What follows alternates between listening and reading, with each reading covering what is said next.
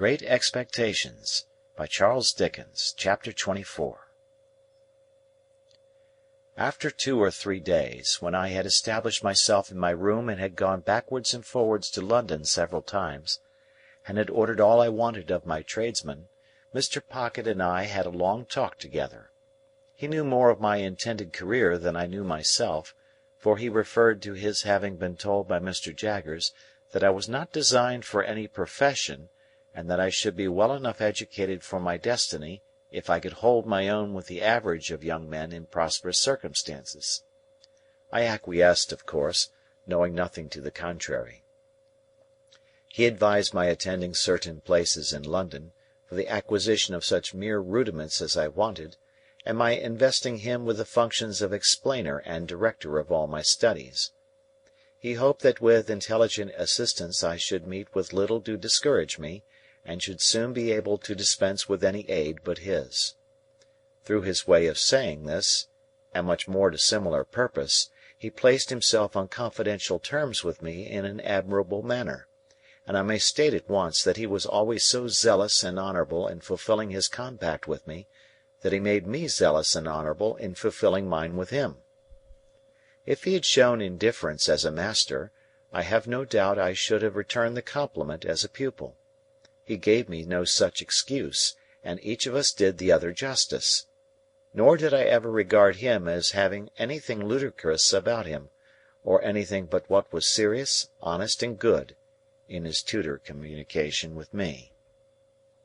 When these points were settled, and so far carried out as that I had begun to work in earnest, it occurred to me that if I could retain my bedroom in Barnard's Inn, my life would be agreeably varied, while my manners would be none the worse for Herbert's society. Mr. Pocket did not object to this arrangement, but urged that before any step could possibly be taken in it, it must be submitted to my guardian. I felt that this delicacy arose out of the consideration that the plan would save Herbert some expense, so I went off to Little Britain and imparted my wish to Mr. Jaggers. "If I could buy the furniture now hired for me," said I, "and 1 or 2 other little things, I should be quite at home there." "Go it!" said Mr. Jaggers, with a short laugh. "I told you you'd get on. Well, how much do you want?" I said I didn't know how much. "Come," retorted Mr. Jaggers, "how much? £50?" "Oh, not nearly so much." "£5?" said Mr. Jaggers. This was such a great fall that I said in discomfiture, "Oh, more than that." "More than that, eh?" retorted Mr. Jaggers, lying in wait for me, with his hands in his pockets, his head on one side, and his eyes on the wall behind me. "How much more?" "It is so difficult to fix a sum," said I, hesitating. "Come," said Mr. Jaggers, "let's get at it. Twice 5, will that do? 3 times 5, will that do? 4 times 5, will that do?" I said I thought that would do handsomely. 4 times 5 will do handsomely, will it?" said Mr. Jaggers, knitting his brow. "Now, what do you make of 4 times 5?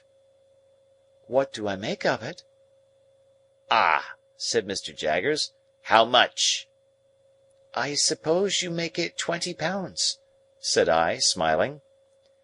"Never mind what I make it, my friend," observed Mr. Jaggers, with a knowing and contradictory toss of his head. "I want to know what you make it." £20, of course." "Wemmick," said Mr. Jaggers, opening his office door, "take Mr. Pip's written order and pay him £20." This strongly marked way of doing business made a strongly marked impression on me, and that not of an agreeable kind. Mr. Jaggers never laughed, but he wore great, bright, creaking boots, and in poising himself on these boots, with his large head bent down and his eyebrows joined together, awaiting an answer, he sometimes caused the boots to creak as if they laughed in a dry and suspicious way. As he happened to go out now, and as Wemmick was brisk and talkative, I said to Wemmick that I hardly knew what to make of Mr. Jaggers' manner. "Tell him that, and he'll take it as a compliment," answered Wemmick. He don't mean that you should know what to make of it. Ho!" For I looked surprised. "It's not personal, it's professional, only professional." Wemmick was at his desk lunching, and crunching, on a hard dry biscuit, pieces of which he threw from time to time into his slit of a mouth, as if he were posting them. "Always seems to me," said Wemmick, "as if he had set a man-trap and was watching it. Suddenly, click! You're caught." Without remarking that man-traps were not among the amenities of life, I said I supposed he was very skilful? "Deep," said Wemmick, "as Australia." Pointing with his pen at the office floor, to express that Australia was understood, for the purposes of the figure, to be symmetrically on the opposite spot of the globe. "If there was anything deeper," said Wemmick, bringing his pen to paper, "he'd be it." Then I said I supposed he had a fine business, and Wemmick said, "Capital." Then I asked if there were many clerks, to which he replied, "We don't run much into clerks, because there's only one Jaggers, and people won't have him at second hand. There are only 4 of us. Would you like to see 'em? You are one of us, as I may say." I accepted the offer. When Mr. Wemmick had put all the biscuit into the post, and had paid me my money from a cash-box in a safe, the key of which safe he kept somewhere down his back and produced from his coat-collar like an iron pigtail, we went upstairs. The house was dark and shabby, and the greasy shoulders that had left their mark in Mr. Jaggers's room seemed to have been shuffling up and down the staircase for years. In the front first floor, a clerk who looked something between a publican and a rat-catcher, a large, pale, puffed, swollen man, was attentively engaged with 3 or 4 people of shabby appearance, whom he treated as unceremoniously as everybody seemed to be treated who contributed to Mr. Jaggers's coffers. "Getting evidence together," said Mr. Wemmick as we came out, "for the Bailey." In the room over that, a little flabby terrier of a clerk with dangling hair (his cropping seemed to have been forgotten when he was a puppy) was similarly engaged with a man with weak eyes, whom Mr. Wemmick presented to me as a smelter who kept his pot always boiling, and who would melt me anything I pleased, and who was in an excessive white perspiration, as if he had been trying his art on himself. In a back room, a high-shouldered man with a face-ache tied up in dirty flannel, who was dressed in old black clothes that bore the appearance of having been waxed, was stooping over his work of making fair copies of the notes of the other 2 gentlemen for Mr. Jaggers's own use. This was all the establishment. When we went downstairs again, Wemmick led me into my guardian's room, and said, "This you've seen already." "Pray," said I, as the 2 odious casts, with a twitchy leer upon them, caught my sight again, "whose likenesses are those?" "These," said Wemmick, getting upon a chair and blowing the dust off the horrible heads before bringing them down, "these are 2 celebrated ones. Famous clients of ours that got us a world of credit. This chap—why, you must have come down in the night and been peeping into the inkstand to get this blot upon your eyebrow, you old rascal—murdered his master, and, considering that he wasn't brought up to evidence, didn't plan it badly."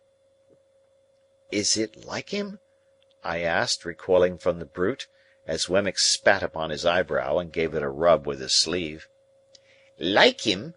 It's himself, you know. The cast was made in Newgate, directly after he was taken down. You had a particular fancy for me, hadn't you, old Artful?" said Wemmick. He then explained this affectionate apostrophe, by touching his brooch representing the lady and the weeping willow at the tomb with the urn upon it, and saying, "Had it made for me, express." "Is the lady anybody?" said I. "No," returned Wemmick, "only his game. You liked your bit of game, didn't you? Ha ha! No, deuce a bit of a lady in the case, Mr. Pip, except one, and she wasn't of this slender ladylike sort, and you wouldn't have caught her looking after this urn, unless there was something to drink in it." Wemmick's attention being thus directed to his brooch, he put down the cast and polished the brooch with his pocket-handkerchief. "Did that other creature come to the same end?" I asked. "He has the same look." "You're right," said Wemmick. "It's the genuine look. Much as if one nostril was caught up with a horsehair and a little fish-hook. Yes, he came to the same end. Quite the natural end here, I assure you. He forged wills, this blade did, if he didn't also put the supposed testators to sleep too. You were a gentlemanly cove, though," Mr. Wemmick was again apostrophizing. "And you said you could write Greek. Yah, bounceable! What a liar you were! Ha! I never met such a liar as you." Before putting his late friend on his shelf again, Wemmick touched the largest of his mourning rings, and said, "Sent out to buy it for me, only the day before." While he was putting up the other cast and coming down from the chair, the thought crossed my mind that all his personal jewellery was derived from like sources. As he had shown no diffidence on the subject, I ventured on the liberty of asking him the question, when he stood before me, dusting his hands. "Oh yes," he returned. "These are all gifts of that kind. One brings another, you see, that's the way of it. I always take 'em. They're curiosities, and they're property. They may not be worth much, but, after all, they're property and portable. It don't signify to you, with your brilliant look-out; but as to myself, my guiding star always is, get hold of portable property." When I had rendered homage to this light, he went on to say, in a friendly manner, "If at any odd time when you have nothing better to do, you wouldn't mind coming over to see me at Walworth, I could offer you a bed, and I should consider it an honour. I have not much to show you, but such 2 or 3 curiosities as I have got you might like to look over, and I am fond of a bit of a garden and a summer-house." I said I should be delighted to accept his hospitality. "Thank'ee," said he. "Then we'll consider that it's to come off, when convenient to you. Have you dined with Mr. Jaggers yet?" "Not yet." "Well," said Wemmick, "he'll give you wine, and good wine. I'll give you punch, and not bad punch. And now I'll tell you something. When you go to dine with Mr. Jaggers, look at his housekeeper." "Shall I see something very uncommon?" "Well," said Wemmick, "you'll see a wild beast tamed. Not so very uncommon, you'll tell me. I reply, that depends on the original wildness of the beast, and the amount of taming. It won't lower your opinion of Mr. Jaggers's powers. Keep your eye on it." I told him I would do so, with all the interest and curiosity that his preparation awakened.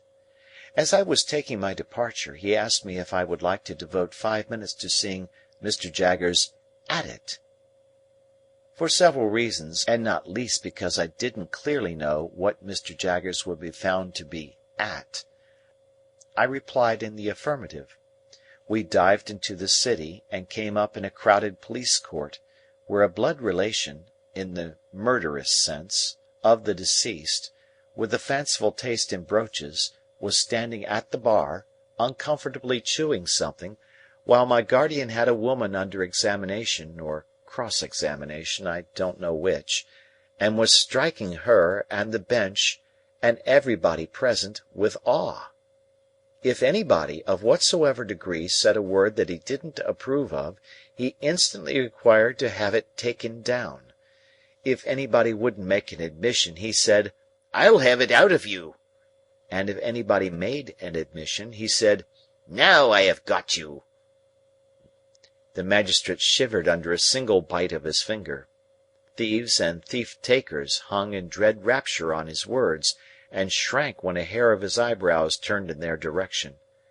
Which side he was on I couldn't make out, for he seemed to me to be grinding the whole place in a mill. I only know that when I stole out on tiptoe, he was not on the side of the bench, for he was making the legs of the old gentleman who presided quite convulsive under the table, by his denunciations of his conduct, as the representative of British law and justice in that chair that day. Chapter